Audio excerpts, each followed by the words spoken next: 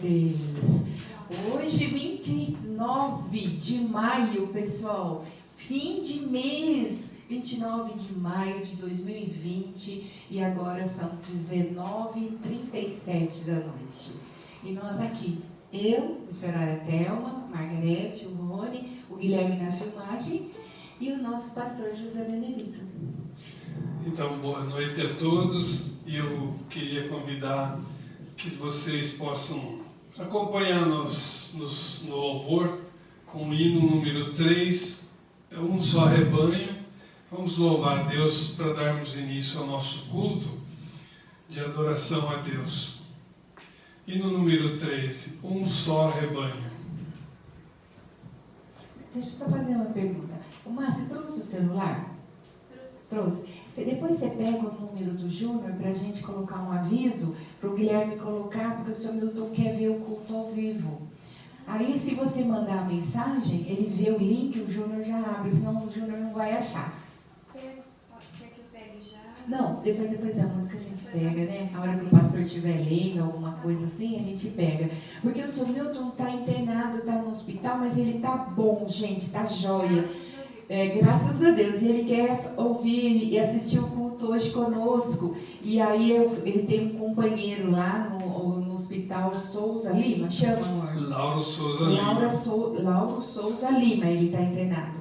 E ele está bonzinho já. E hoje, para ele assistir, nós vamos tentar colocar, porque o Júnior está lá, sem sair de perto dele, aí ele achando o link fica mais fácil. Amém. Um só rebanho.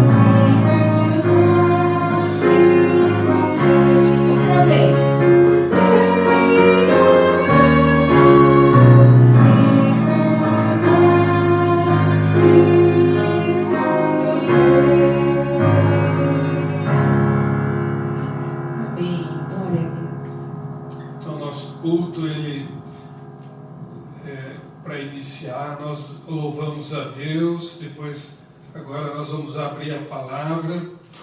Vou pedir à missionária que vá até ali com a Bíblia. Vamos abrir Vamos a lá. palavra de Deus em 1 Samuel, capítulo 15. Os irmãos aí em casa, acompanhem a leitura nas suas Bíblias. 1 Samuel, capítulo 15, os versículos de 24 a 31. 1 Samuel 15. Capítulo 15, Pastor, dá uns coisas difíceis para a gente achar na hora, assim, né? 1 Samuel, capítulo 15, De 1 os versículos de 1 a 20. a 20. Oh, glória a Deus. Ó, tá bem no comecinho, viu, pessoal? Pega lá. Gênesis, Êxodo, Levítico, Deuteronômio, depois vem Josué, Juízes, Ruth, e daí já vem Samuel, né? Isso. Isso mesmo. Samuel. Então vamos lá. Nossa, vamos ler. Olha, diz assim a palavra de Deus: a desobediência de Saul e a sua rejeição. Esse é o título na Bíblia aqui, nessa Bíblia Sagrada aqui, que é a revista aí atualizada. Na sua pode dar alguma outra coisa, tá? Ou pode também não ter título nenhum. Diz assim a palavra de Deus: disse Samuel a Saul, ao rei Saul, e Samuel era o profeta: enviou-me o Senhor a ungir-te rei sobre o seu povo, sobre Israel. 24. 24? Isso, começando no 24 até o 31. Oh, desculpa. Senão fica muito longo. Não, poderia ser, a leitura é a mesma. Não vai ser longo mesmo, então tá. É. Mas é o mesmo o título, a desobediência de Saul. De Saul. Então vamos lá, lembra toda essa história aí. Lembra lá que Samuel foi ungir o rei Saul. Aí no 24, continuando a história. Então disse Saul a Samuel: pequei, pois transgredi o mandamento do Senhor e as suas palavras, porque temi o povo e dei ouvidos à sua voz. Agora, pois, te rogo, perdoa-me o meu pecado e volta comigo para que adore o Senhor. Porém, Samuel disse a Saul: não tornarei contigo, visto que rejeitaste a palavra do Senhor. Já ele te rejeitou a ti, para que não sejas rei sobre Israel. Virando-se Samuel para se ir, Saul o segurou pela orla do manto, e esse se rasgou. Então Samuel lhe disse: o Senhor rasgou hoje de ti o reino de Israel e o deu ao teu próximo, que é melhor do que tu. Também a glória de Israel não mente nem se arrepende, porquanto não é homem para que se arrependa. Então disse Saul: pequei. Honra-me, porém, agora diante dos anciãos do meu povo e diante de Israel, e volta comigo para que adore o Senhor teu Deus. Então Samuel seguiu a Saul e este adorou o Senhor. Glória a Deus. Louvado seja Deus pela Louvado sua seja palavra. Deus pela sua palavra. Aqui nós vemos então, com essa palavra na mente, nós vemos que Deus é um Deus justo e Ele, diante das nossas atitudes de pecador, de desobediente, de infiel, Ele toma as suas atitudes. Então, nós temos que cultuar a Deus em espírito e em verdade. E por isso, eu desejo a graça e a paz de nosso Senhor Jesus Cristo a todos os que nos acompanham, todos que nos assistem. E desejo que esse culto seja em louvor, em adoração, em espírito e em verdade, de coração, dedicado inteiramente a nosso Deus, ao nosso Criador. Então eu queria agora que nós pudéssemos fazer uma breve oração para darmos início ao culto de adoração. Senhor Deus, estamos aqui na Tua casa, Senhor, porque todas as coisas são Tuas, todas as coisas te pertencem, e nós também, Senhor, nós nos sentimos como pertencentes ao Senhor, como povo Teu, que o Senhor separou, que o Senhor escolheu, que o Senhor elegeu. E nós não temos mérito por isso, mas apenas por Tua misericórdia, por Tua bondade, que nos escolheu e nos trouxe diante da Tua presença. E estamos aqui, Senhor, para Te louvar, para Te adorar e para Te engrandecer o nome. Embora nós sejamos pecadores e dignos de sermos castigados, ó Deus, como Saul foi neste texto, nós queremos, Senhor, o Teu perdão, a Tua misericórdia, a Tua compaixão diante da nossa vida. E nós Te oferecemos este culto, e nós Te pedimos que o aceite de bom grado, que seja de um aroma suave para os Teus sentidos, Senhor. Nós oramos agradecidos no nome do Senhor. Amém. Amém. Amém. Algumas igrejas irmãs dizem graça e paz, irmãos. E outras dizem assim: eu cumprimento os irmãos com a paz do nosso Senhor Jesus Cristo. Amém. Amém. Amém. E nós agora vamos louvar a Deus com mais um hino, o hino número 5. Nós vamos louvar a Deus com o hino Glória e Coroação.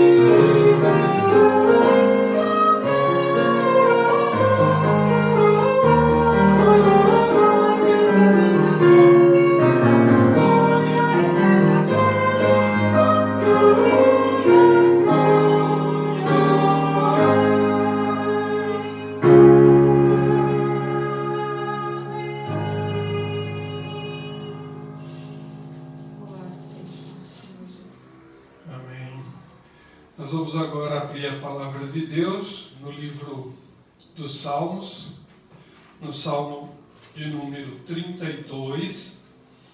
A igreja agora é convidada a se arrepender, a confessar seus pecados diante de Deus. Essa atitude exige humilhação. Essa atitude de confissão de pecados a um Deus santo é uma atitude de constrangimento, de humilhação, de orgulho quebrado. E nós temos que exercitar isso, porque nós somos pecadores. Aquele que não confessa seus pecados é orgulhoso e é justo aos seus próprios olhos e está condenado a ir para o inferno. Nós temos que ter isso em mente. A nossa humilhação, confessando nossos pecados, nos faz quebrantados diante de Deus, o que é uma atitude que Ele louva. Então vamos ouvir a palavra de Deus, depois vamos nos colocar em íntima presença do Senhor e vamos confessar nossos pecados, ouvindo o louvor. Diz a palavra de Deus, Salmo 32, de 1 a 5. Bem-aventurado aquele cuja iniquidade é perdoada, cujo pecado é coberto. Bem-aventurado o homem a quem o Senhor não atribui iniquidade e em cujo espírito não há dolo. Enquanto calei os meus pecados, envelheceram meus ossos pelos meus constantes gemidos todo o dia. Porque a tua mão pesava dia e noite sobre mim, e o meu vigor se tornou em sequidão de estio. Confessei-te o meu pecado e a minha iniquidade não mais te ocultei. Disse, confessarei ao Senhor as minhas transgressões, e tu perdoaste a iniquidade do meu pecado. Com esse salmo, com esse início desse salmo no nosso coração, nós vamos então nos colocar constrangidos e confessar nossos pecados enquanto ouvimos um coração limpo, o louvor a Deus com o hino Um Coração Limpo.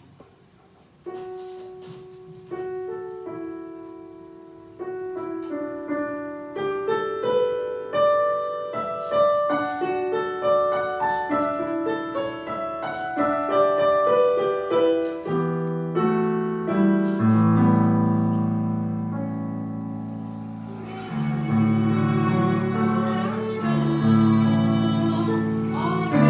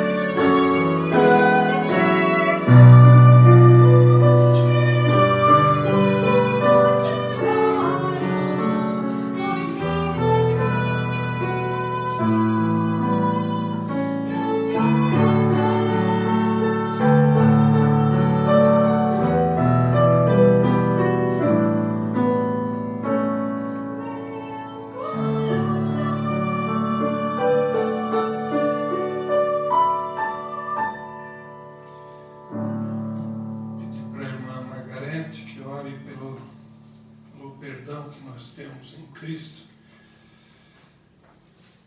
Graça e paz, irmãos.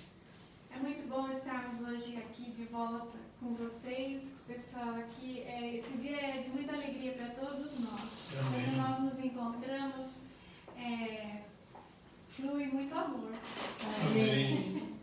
Oh, glória a E Deus. nós não vemos a hora de estar de volta na igreja para estar com todo o pessoal reunido, cantando com a gente, seu Milton, né? Em especial o nosso cantor. E todos os outros, que a gente sente muita falta de vocês. Todas as vezes a gente pensa, ora por cada um de vocês. E agora nós vamos fazer uma oração para agradecer o perdão que o Senhor nos dá gratuitamente. Basta nós nos arrependermos e nos contristarmos, né, aos pés do Senhor. E com sinceridade de coração entregar a Ele, que Ele nos perdoa, Ele nos salva, porque Ele nos ama. Amém? Amém. Senhor nosso Deus e nosso Pai, nós estamos aqui, ó Deus, reunidos para louvar e bendizer o Seu nome, com grande alegria nos nossos corações. Uma alegria tão grande que transborda, ó Pai, de estarmos aqui para pregar a Tua palavra, para cantar hinos de louvores ao Teu nome, para nos encontrarmos e nos reencontrarmos em breve. E nós estamos aqui, ó Deus, para confessarmos os nossos pecados e pedir perdão por eles, ó Pai. Porque sem o Seu perdão, nós não somos nada, Senhor. Por mais que nós façamos, por mais que a gente tente, nós não conseguiremos pagar a dívida que nós temos com o Senhor. Mas nós sabemos que o Senhor, misericordioso, tem prazer em nos perdoar, ó Pai. Então, inclina para nós os Teus ouvidos, ó Deus. Estende as Tuas mãos sobre as nossas vidas.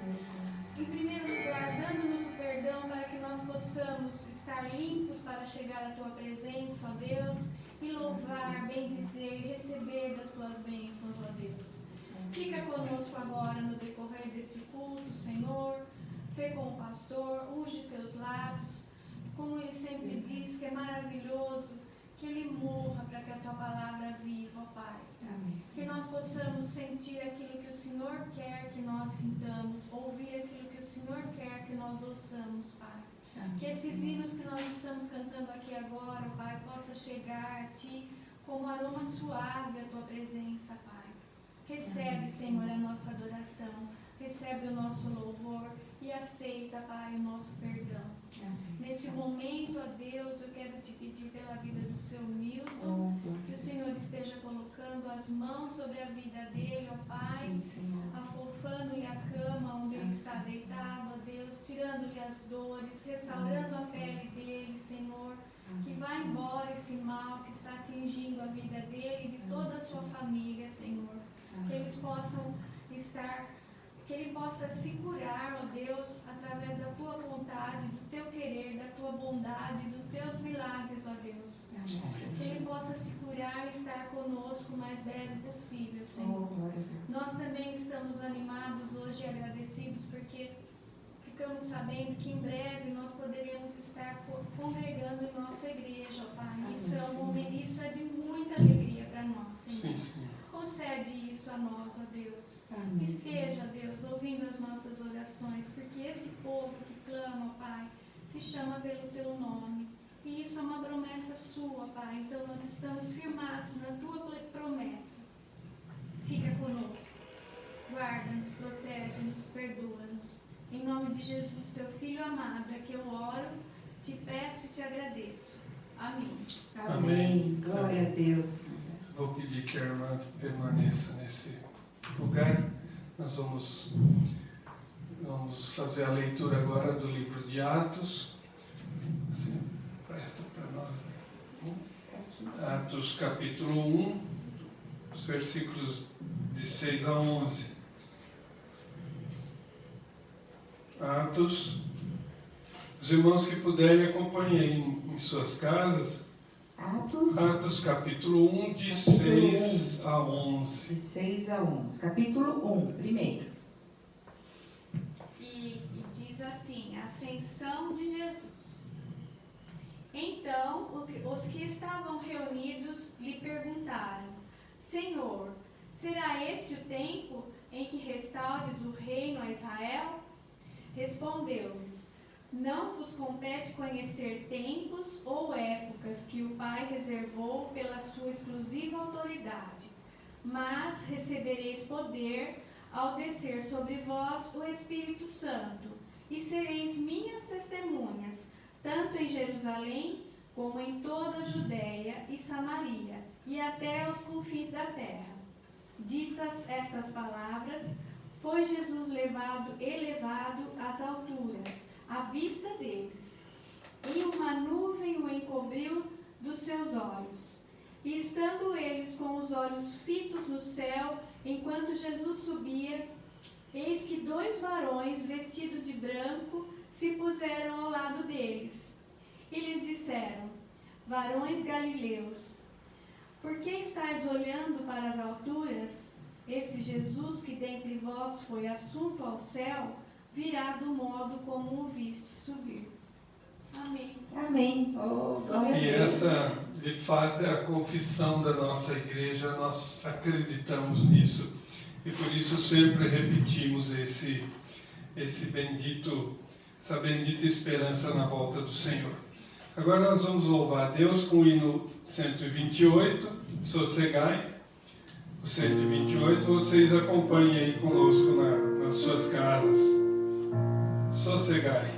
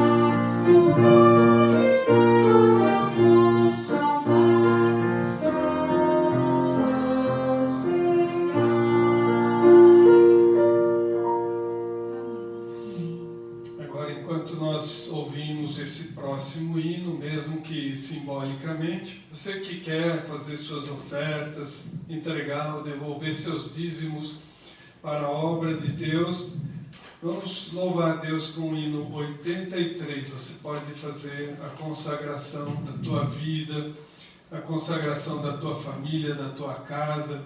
Vamos colocar também as intenções, intercessões, as orações por pessoas como nosso irmão Milton e na pessoa dele, todos aqueles que estão precisando de oração. Nós escolhemos o hino 83 porque vai dizer: fortalece a tua igreja, Senhor.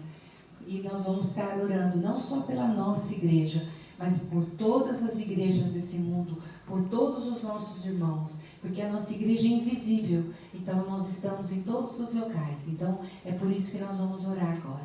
Amém. Fortalece, Senhor, a tua igreja. Louvado seja Deus. Vivifica e santifica. Muito bem. Vivifica e santifica.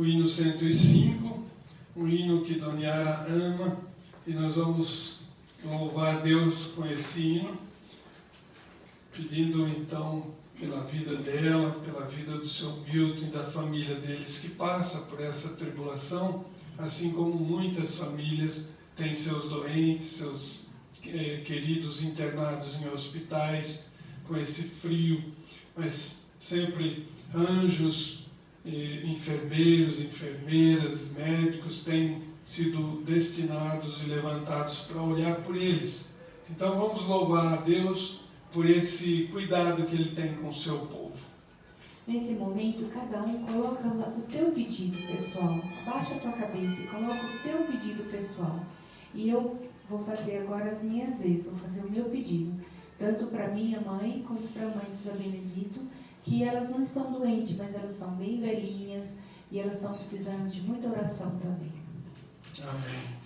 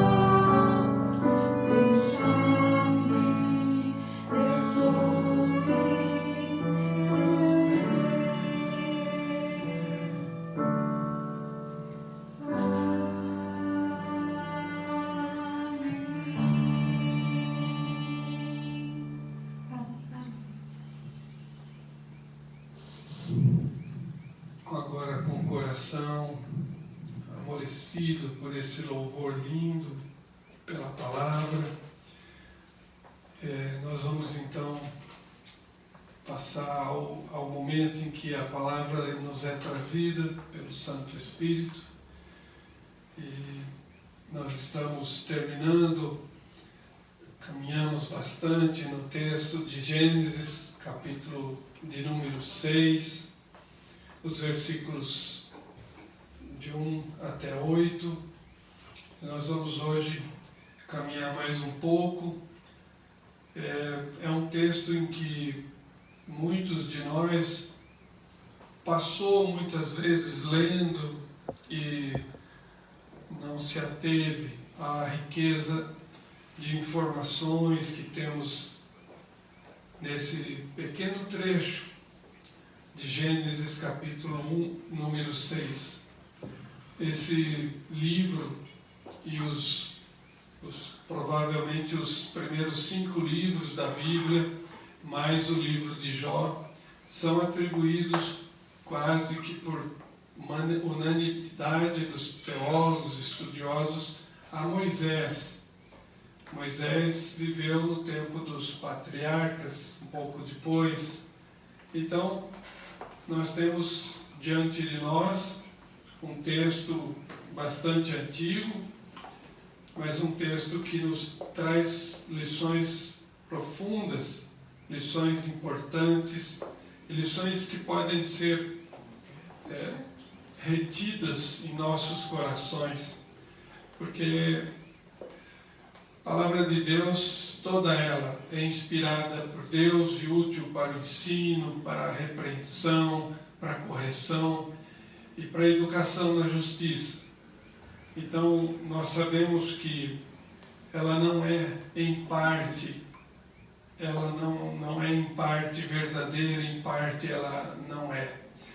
Toda a palavra de Deus é inspirada por Deus. E a própria palavra diz isso em 2 Timóteo 3,16. Nós temos que ler esse livro não como um livro de historinhas, mas como a palavra revelada de Deus. E Deus quis se revelar a nós por meio deste livro. Então nós vamos fazer a leitura e depois vamos orar, pedindo a condução do Espírito Santo. Diz o texto, os irmãos já estão acostumados e quase que decoraram esse texto, mas diz assim, Gênesis capítulo 6, de 1 a 8. Como se foram multiplicando os homens na terra, e lhes nasceram filhas, vendo os filhos de Deus que as filhas dos homens eram formosas, tomaram para si mulheres, as que entre todas mais que agradaram. Então disse o Senhor, o meu espírito não agirá para sempre no homem, pois este é carnal, e os seus dias serão 120 anos. Ora, naquele tempo havia gigantes na terra, e também depois, quando os filhos de Deus possuíram as filhas dos homens, as quais lhes deram filhos. Estes foram valentes varões de renome na antiguidade. Viu o Senhor que a maldade do homem se havia multiplicado na terra e que era continuamente mal, todo o desígnio do seu coração. Então se arrependeu o Senhor de ter feito o homem na terra, e isso lhe pesou no coração. Disse o Senhor, farei desaparecer da face da terra o homem que criei, o homem e o animal, os répteis e as aves dos céus, porque me arrependo de os haver feito. Porém, Noé achou graça diante do Senhor. Louvado seja Deus. Senhor Deus, santo e eterno, Criador de todas as coisas, sustentador, nós nos submetemos à Tua soberania, Senhor. E nós te pedimos que nos honre com a presença do Teu Santo Espírito neste lugar e nos fale ao coração, fale conosco sobre estes ensinos preciosos que a Tua Palavra tem para nos trazer. Nós oramos pedindo em nome do Senhor Jesus. Amém.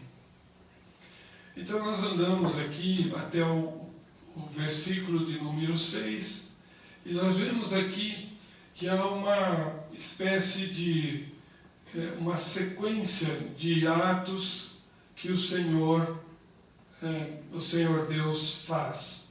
No versículo 5 diz que viu o Senhor que a maldade havia se multiplicado.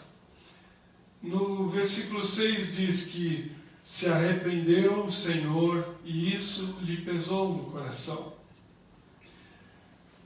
Aí vem o versículo de número 7. Sempre que tem um verbo, seguido do nome de Deus, pode ter certeza de que alguma coisa vai acontecer de muito séria. E aqui nós temos 3 versículos onde aparece um verbo, viu o Senhor. No versículo 6, outro verbo, arrependeu-se o Senhor. E no versículo 7, disse o Senhor. Nós temos então uma sequência de coisas. Deus viu toda a maldade, se entristeceu e então Ele decretou. Essa é a nossa lição primeira desse texto. A primeira lição que guarde em seu coração. Não esqueça nunca disso. O Senhor é longânimo. O Senhor espera. O Senhor, Ele exorta cada um de nós. Ele usa as coisas simples do dia a dia para falar para mim e para você que você anda errado e eu ando errado. Que você tem pecado e eu também. Que você no escuro do seu quarto você tem pensamentos maus. Que na rua você tem visto com olhos adúlteros. Que a tua língua em alguns lugares muda as palavras e fere pessoas, faz comentários de pessoas. E o Senhor está vendo tudo isso. Mas Ele espera, Ele aguarda, Ele é longânimo. Deus não é como aquele pai violento que você erra e Ele diz: agora você vai ver, agora eu vou te castigar. Não como aquele professor que antigamente fazia qualquer coisa desobedecendo ele, e ele então pegava uma tábua e batia na mão. Deus não é assim. Muita gente, e nós que somos criados no catolicismo, num país católico, nós aprendemos a ter medo de Deus. De uma forma como um pai rancoroso, um pai que castiga, um pai do qual a gente tem medo. Deus não é assim. Esquece esse Deus. O nosso Deus é um Deus amoroso, longânimo. Ele é tardio em irar-se. E Ele amou de tal maneira o mundo que deu o seu Filho unigênito para morrer por cada um de nós. Tal é o amor desse Deus que nós achamos que é um Deus rancoroso. Então, eu queria deixar essa primeira lição para os irmãos. Deus vê o que você faz e o que eu faço. E o que você faz e o que eu faço entristece o coração de Deus. Faz com que Deus tenha um coração pesado. Faz com que Deus se lamente de ter criado você. Faz com que Deus se arrependa de ter criado você e eu. Mas eu queria que os irmãos pensassem em uma coisa. O ensino bíblico, ele usa linguagens. As linguagens que são usadas na Bíblia por Moisés, para que aquele povo duro, de pescoço duro, que estava caminhando no deserto, vendo todos os prodígios que Deus havia feito para tirar eles da mão do faraó, aquele povo era duro, de cabeça dura. Ele então escreve esse texto para que aquele povo aprenda. Olha o que aconteceu com os homens antes do dilúvio. Vejam o que aconteceu. Primeiro Deus viu, depois Deus se arrependeu. Então eu queria que os irmãos pensassem assim. A forma de linguagem que a Bíblia usa é uma forma educativa. Ela é pedagógica. O que nós podemos chamar hoje, num termo bastante moderno, bastante atual, uma linguagem antropopática pedagógica. É um termo complicado. Antropopática pedagógica. A letra vem do grego. Antropo é homem e patia é parecido. Então, a linguagem parecida com a do homem, o sentimento parecido com o do homem e com a intenção pedagógica de ensinar. Então, quando aqui a Bíblia diz que Deus se arrependeu, muita gente me perguntou novamente para eu dar outra explicação. O arrependimento de Deus é muito diferente do arrependimento do homem. Então, essa linguagem ela é apenas uma linguagem antropopática. Uma pessoa que tem simpatia por outra coisa, por outra pessoa, ela vê coisas semelhantes na outra que a agrada. Então a gente, quando diz eu tenho empatia por aquela pessoa, então ela tem coisas que me agradam, né? A antropopatia é uma linguagem atribuída a Deus de sentimentos de homens, humanos. Então quando diz que Deus viu, Deus vê, mas ele vê de uma forma perfeita. Ele não vê como eu, como você. Ele vê as coisas muito mais profundas. Mas dá para a gente entender, dá para a gente aprender. Tomás de Aquino foi um grande teólogo, talvez o maior teólogo até a Idade Média, a Reforma. Ele viveu em torno do ano de 1200 depois de Cristo. Tomás de Aquino, ele é conhecido como um teólogo da Igreja Católica. Então ele escreveu que a linguagem bíblica é uma linguagem analógica, né? Ela é semelhante à linguagem atribuída a Deus, é semelhante à do homem, né? Então é uma intenção educativa que a Bíblia tem, a alusão. E outro termo que pode explicar isso também é a linguagem fenomenológica, atribuindo a Deus coisas de fenômenos que acontecem na natureza. Por exemplo, eu posso dizer que o Sol está se pondo. Na verdade, o Sol não está se pondo, é a rotação da Terra em torno do Sol. Então existe esse fenômeno de o Sol se pôr. Na verdade, é só uma linguagem fenomenológica. Então, antropopática, né, pedagógica, analógica, fenomenológica, são linguagens que a Bíblia usa para nos ensinar lições espirituais. Então, aqui eu queria que os irmãos lembrassem da primeira leitura que a missionária fez no livro de Samuel. 1 Samuel, capítulo 15, é só para os irmãos entenderem o que significa a linguagem antropopática pedagógica. Veja no versículo de número 15. Veja no versículo de número 15, eu vou fazer a leitura. 1 Samuel, capítulo 15, versículo 10. Então veio a palavra do Senhor a Samuel dizendo: arrependo-me de haver constituído Saul rei, porque deixou de me seguir e não executou as minhas palavras. Então Deus, atribuído a Deus a linguagem humana de arrependimento. Mas aí, veja bem, no versículo de número 25, que a missionária leu, Thelma leu, vamos ver aqui. 29, perdão. Aqui, 29.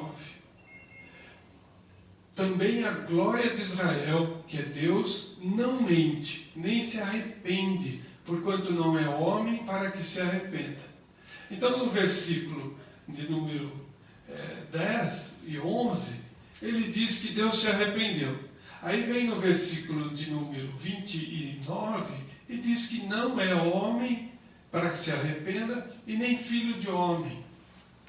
Veja que aqui existe uma contradição. Os teólogos liberais, eles usam isso para dizer que a Bíblia é todinha contraditória.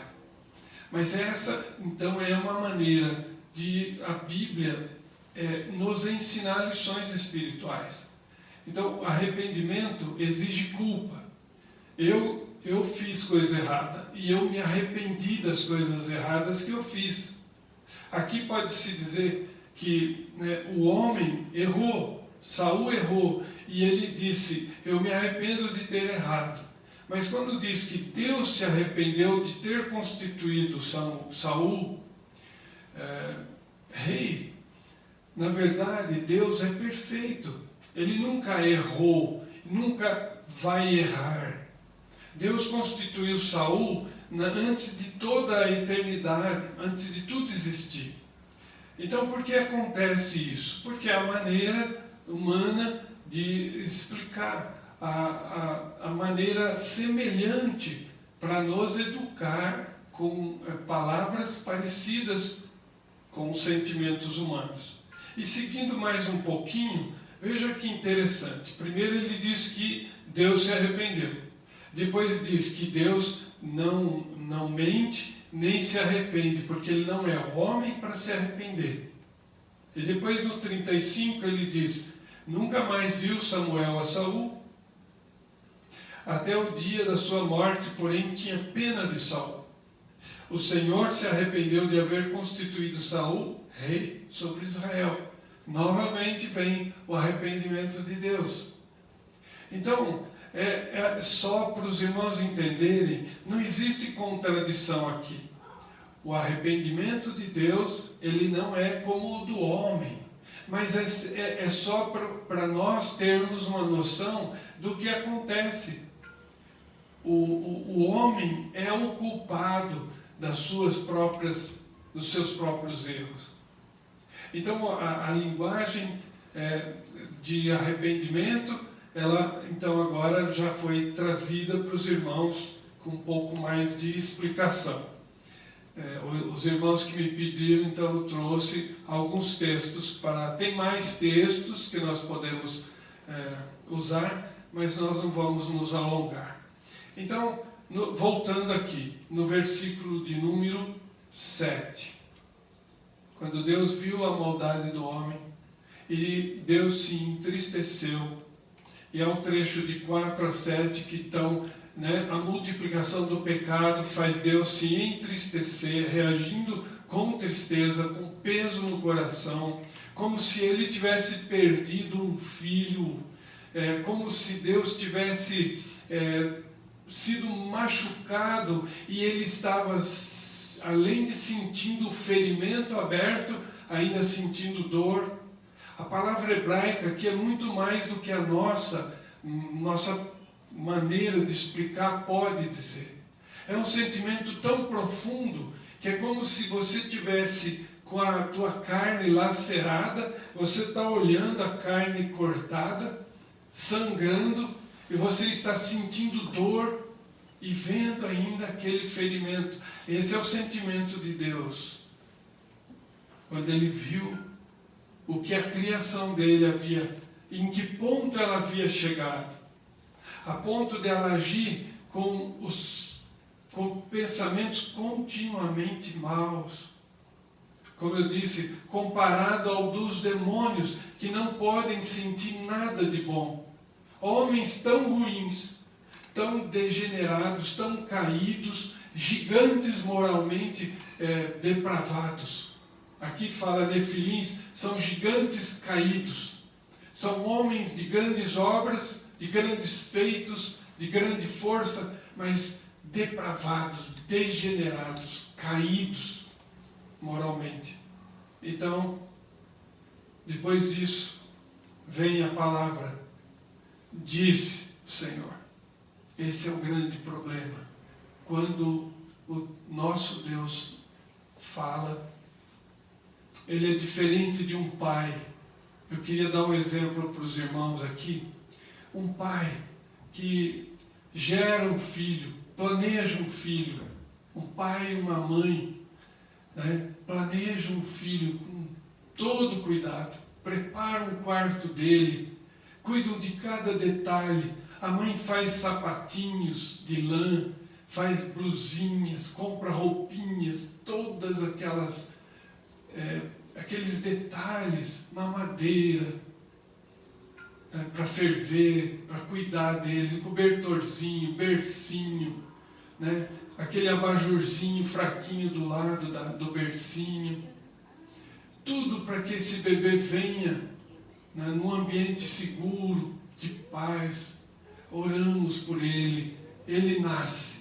Ele é criado no maior amor, no maior cuidado, com alimentos, com comida. A mãe se esmera.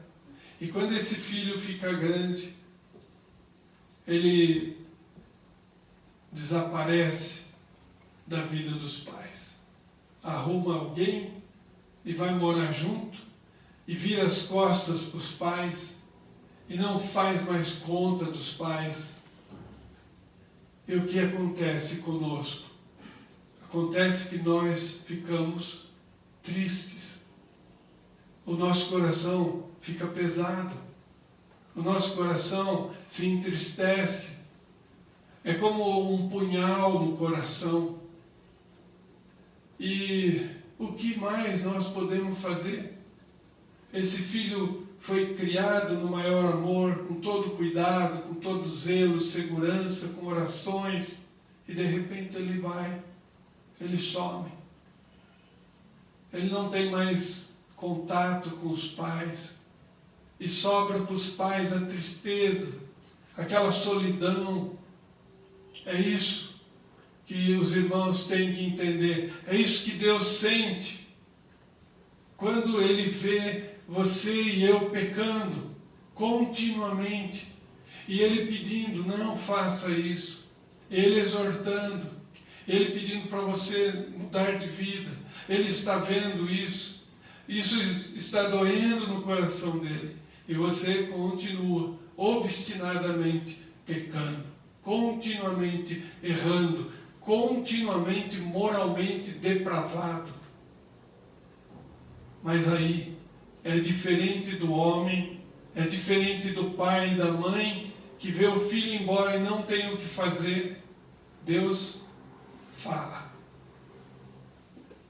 E quando Deus fala, tudo desaba, tudo cai, tudo é destruído. Nós vamos fazer uma leitura de um texto paralelo. Eu vou ver se eu lembro. Está em Isaías. Isaías, profeta Isaías, capítulo de número 55. Isaías, para ilustrar o que quando Deus fala, o que significa quando Deus fala. É aquela linguagem que eu estava dizendo para os irmãos, antropopática pedagógica. Esse texto é usado de forma errada por muitos de nós. Eu mesmo usei por muitos anos esse texto de forma errada. Mas guardem bem, esse texto não quer dizer o que nós ensinamos por aí. E o que nós pensamos e falamos constantemente. Preste atenção. Isaías 55, versículo 11. Isaías 55, versículo 11. Assim será a palavra que sair da minha boca. Eu vou ler o 10 para dar contexto. Porque assim como descem a chuva e a neve dos céus, e para lá não tornam, sem que primeiro reguem a terra e a fecundem, e a façam brotar, para dar semente ao semeador e pão ao que comer. Assim será a palavra que sair da minha boca. Deus está dizendo, não voltará para mim vazia, Vocês estão lembrando desse texto? Prestem atenção. Não voltará para mim vazia, mas fará o que me apraz e prosperará naquilo para que a designei. Preste atenção para você não errar de novo, para você não falar isso de novo como eu sempre fiz. Você vai, prega a palavra para alguém e diz: a palavra de Deus não voltará vazia. Eu evangelizei essa pessoa e a palavra de Deus não volta vazia. Ela não tem nada a ver com isso. Essa palavra quer dizer o quê? Que a profecia que Deus determinou, ela vai acontecer. Que aquilo que Deus disse vai acontecer. Não tem nada a ver com evangelismo. Não tem nada a ver com o que você fez, ou que pregou, ou que falou, ensinou para alguém. A palavra de Deus não volta vazia. Não é isso que ela quer dizer. Isso quer dizer que Deus nunca vai deixar de cumprir as suas promessas. E Jó, no livro de Jó, capítulo 42 de Jó, Jó entendeu o que Deus falou para ele durante quase 36 capítulos. Jó chegou à conclusão de que Deus... Veja o que Jó concluiu. Depois de tudo que ele falou, Deus não deu nenhuma resposta para ele. Então Deus ensinou a ele: quem sou eu? Onde você estava quando eu pus cada estrela no lugar? Onde você estava quando eu pus os planetas girando em torno e as estrelas cuidando, cada uma no seu lugar, com nomes? Onde você estava quando eu pus os fundamentos da terra? Quando eu criei as fontes de água? E Jó então fala assim: então respondeu Jó ao Senhor: bem sei que tudo podes, e que nenhum dos teus planos pode ser frustrado. É isso que quer dizer quando Deus disse. A palavra não volta vazia, porque ela cumpre o que prometeu Deus. Porque se fosse como evangelismo, como eu sempre falei, então toda pessoa que eu preguei o evangelho teria se convertido. E infelizmente isso não é verdade. Infelizmente as pessoas sequer se importam com a palavra de Deus. Elas estão vivendo como se não existisse Deus. Deus só serve para uma horinha.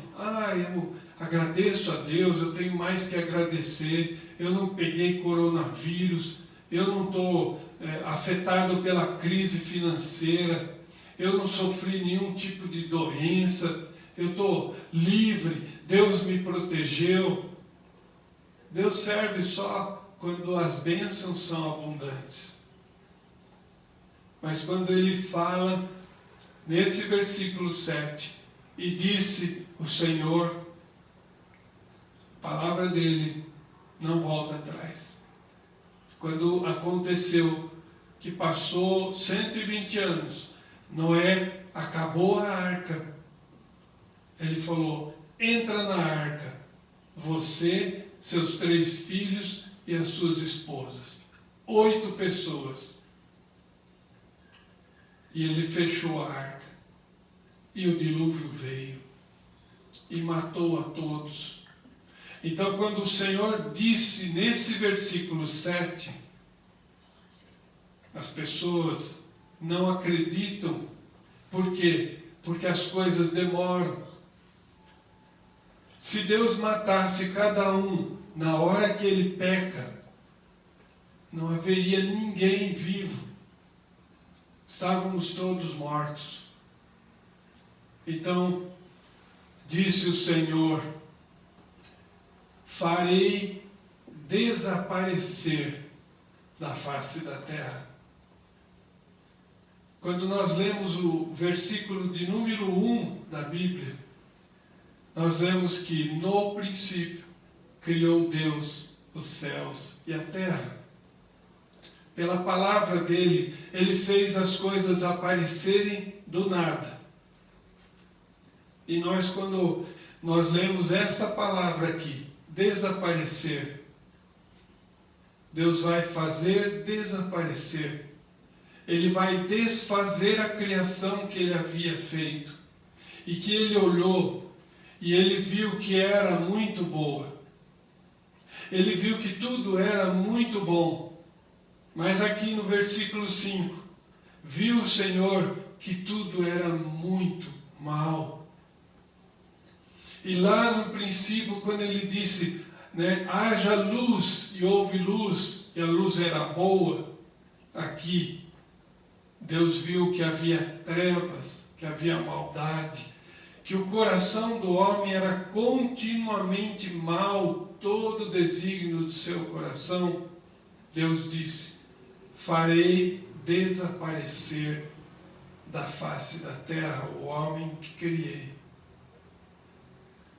Eu não sei se este é o versículo mais triste de toda a Bíblia, mas é um dos mais tristes. Deus, aqui a linguagem antropomórfica, antropopática, que Moisés usa, farei desaparecer, é exatamente o contrário de quando Deus criou tudo.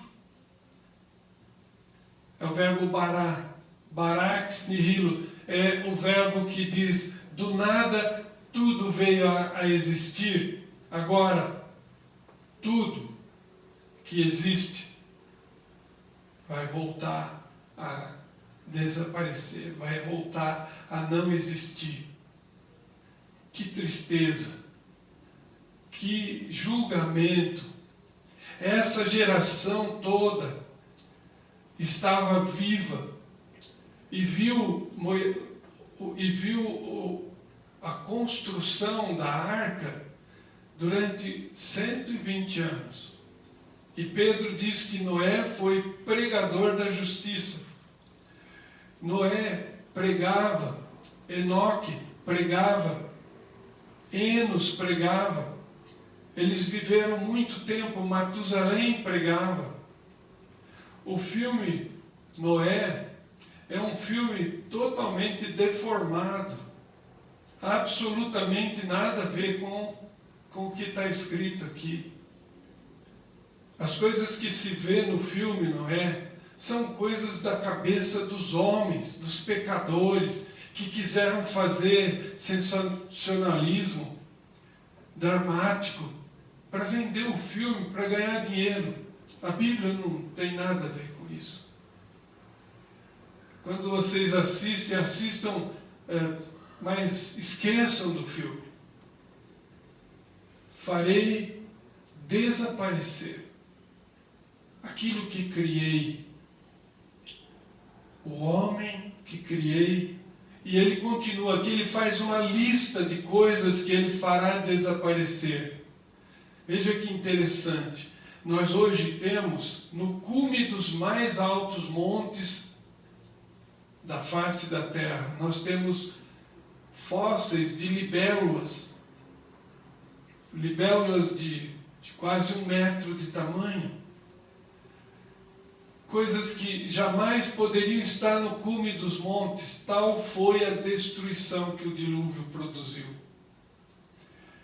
Ele destruiu o homem que criou, o homem e o animal, a lista que ele faz, o homem e o animal, os répteis e as aves dos céus.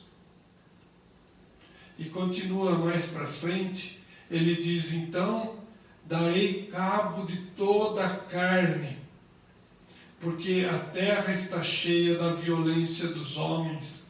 Eis que os farei perecer juntamente com a terra. Ele não só destruiu o homem, destruiu os animais, destruiu as aves, destruiu a natureza. Só Noé e seus filhos sobreviveram. 8 pessoas. O que isso quer dizer para mim e para você? O que Moisés escreveu para aquele povo que estava no deserto, andando obstinadamente em pecado, em desobediência a Deus. Assim como eu, como você, hoje nós andamos assim. Essa palavra tem a ver conosco. Deus é longânimo, mas quando Ele disser, a casa vai cair. É isso que nós precisamos entender. Eu queria tirar de vocês, ou deixar para vocês, mais algumas lições. E são lições preciosas, são simples. Lições aqui que a minha mente consegue tirar. A primeira lição, não fique triste se você não conseguir converter ninguém. Porque a família de Noé, a linhagem de Sete, a linhagem piedosa, não é essa que se misturou aqui e geraram os giborins, homens que queriam ser honrados, de renome, mas aquela linhagem pequenininha, como você, como eu, desprezada pelos grandes, por esses gigantes nefilins. Nós, povo de Deus, somos os desprezados da face da terra. Nós vivemos em paz porque nós temos Deus conosco. O Espírito Santo que habita em nós nos traz paz que excede o entendimento. Agora esses poderosos nos desprezam. Ou você nunca foi desprezado? Ninguém nunca te desprezou porque você estava com a Bíblia embaixo do braço?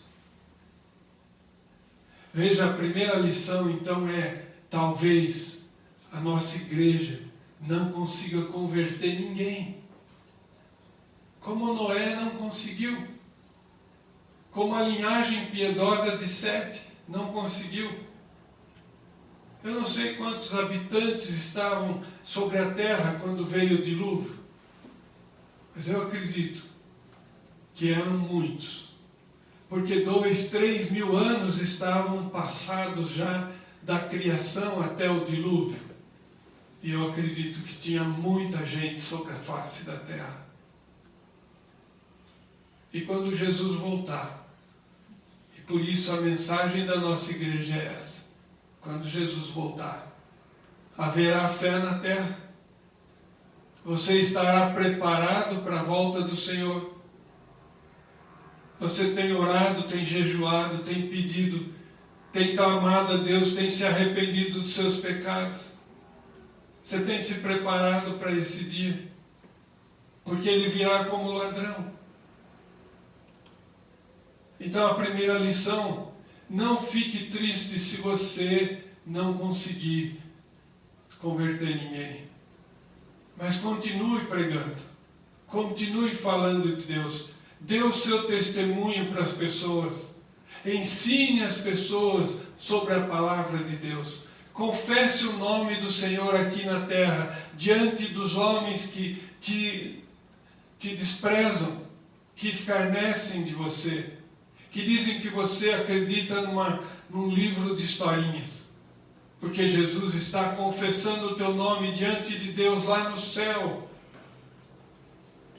A segunda lição que eu quero trazer é a lição de que a linhagem piedosa de Sete, ela manteve viva a esperança da vinda do Messias. Porque Sete gerou Enos, Enos gerou Maalalel, Maalalel, são nomes diferentes. Maalalel gerou Enoque, que gerou Matusalém, que gerou Noé. Foram 10 de Adão até Noé.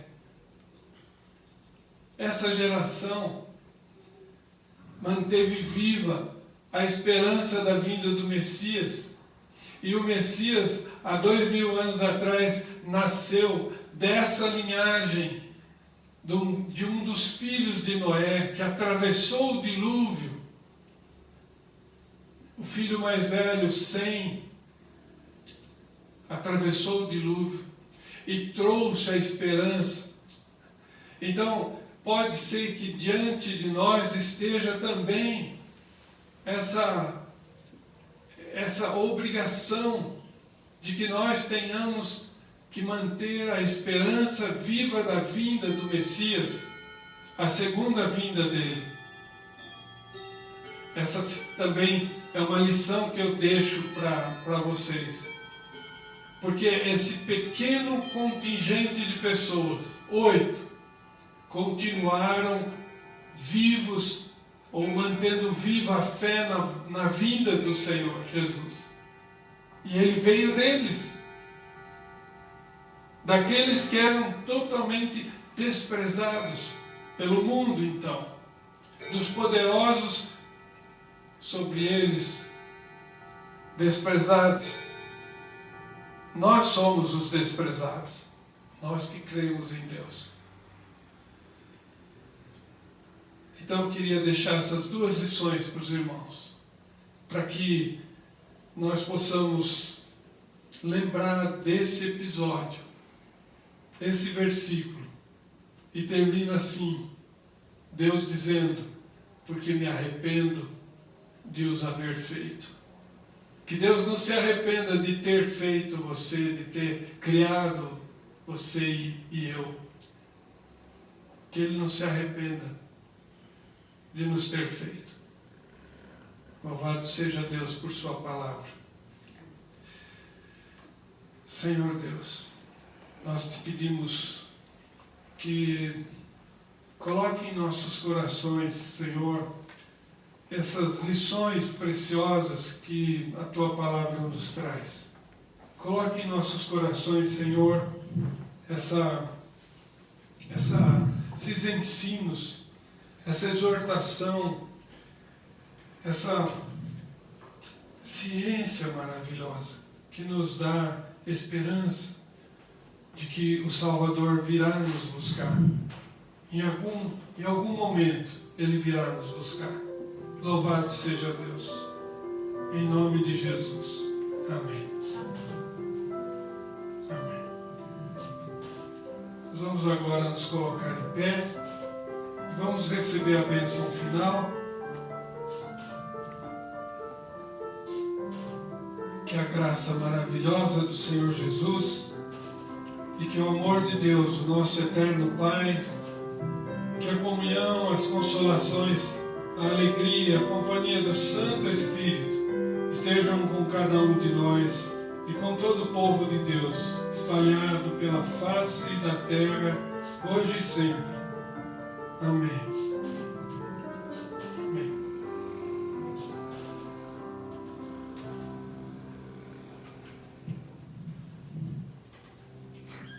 Que a luz de Cristo brilhe.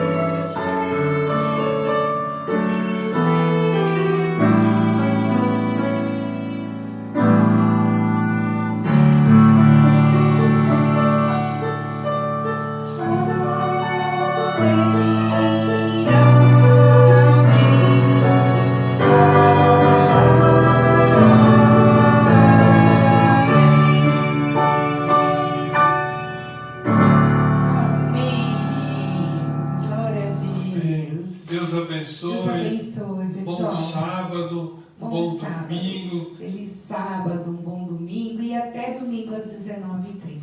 Tá? Amém. Amém. Tchau. Fiquem pessoal. com Deus.